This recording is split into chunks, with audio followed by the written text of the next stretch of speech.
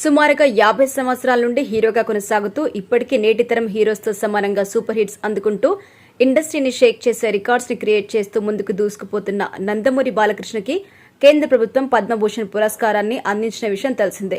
Recent గా ఆయన రాష్ట్రపతి ద్రౌపది ముర్ము చేతుల మీదుగా ఈ పురస్కారం అందుకున్నారు. అయితే ఈ సందర్భంగా ఆయనకి నిన్న పౌర సన్మాన సభ నిర్వహించారు.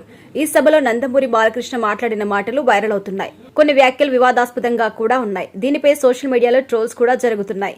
అయితే ఎన్టీఆర్ కి భారతరత్న ఇవ్వాలి అంటూ బాలయ్య మాట్లాడిన మాటలకి మాత్రం మంచి రెస్పాన్స్ వచ్చింది. ఆయన మాట్లాడుతూ సినీ రంగానికి నేను చేసిన సేవలను గుర్తించి భారత ప్రభుత్వం నాకు పద్మభూషణ్ అవార్డు అందించింది.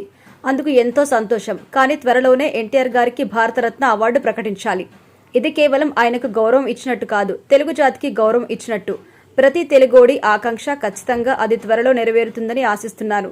ఎన్టీ రామారావు గారికి భారతరత్న ఇచ్చినప్పుడు వాళ్ళకి గౌరవం ఇచ్చినట్టు అవుతుంది అని కేంద్ర ప్రభుత్వానికి తెలియజేస్తున్నా అంటూ బాలయ్య చెప్పారు.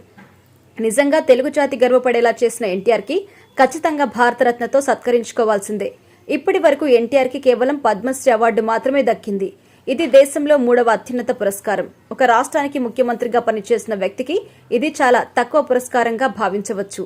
ఎన్టీఆర్ సాధించిన దాంట్లో ఆవగింజంత కూడా సాధించని ఎంతో మంది నటీనటులు, రాజకీయ నాయకులు పద్మభూషణ్, పద్మవిభూషణ్ వంటి పురస్కారాలు అందుకుంటున్నారు.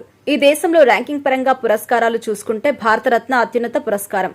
తర్వాతి స్థానంలో పద్మవిభూషణ్, తర్వాతి స్థానంలో పద్మభూషణ్, ఇక చివరి స్థానంలో పద్మశ్రీ. తెలుగు సినిమాలో ఎన్టీఆర్ పోషించని పాత్ర అంటూ ఏదీ లేదు. బహుశా ప్రపంచంలో దేవుడి క్యారెక్టర్స్ ఎన్టీఆర్ కి సూట్ అయ్యేటట్టుగా ఏ నటుడికి కూడా సూట్ అవ్వదు. ఆ రోజుల్లో ఆయన రాముడు, కృష్ణుడు, రావణుడు, దుర్యోధనుడు, భీముడు లాంటి క్యారెక్టర్స్ చేసినప్పుడు బహుశా దేవులు ఇలాగే ఉండేవారేమో అని కూడా జనాలు అనుకునేవారు. అలాంటి వ్యక్తి కాంగ్రెస్ పార్టీ దేశవ్యాప్తంగా ఏకచక్రాధిపత్యంతో ముందుకు దూసుకుపోతున్న సమయంలో తెలుగుదేశం పార్టీని పెట్టి కేవలం 8 నెలల కాలంలో అధికారంలోకి తీసుకొచ్చారు. రాష్ట్రానికి ఎన్నో అద్భుతమైన సేవలు, సంక్షేమ పథకాలు ప్రవేశపెట్టారు. ఆయన అమలు చేసిన పథకాలు ఇప్పటికీ కొనసాగుతున్నాయి. అలాంటి వ్యక్తికి భారతరత్న అవార్డిస్తే ఆ అవార్డుకి వన్నె తెచ్చినట్టు అవుతుంది అనడంలో ఎలాంటి సందేహం లేదు.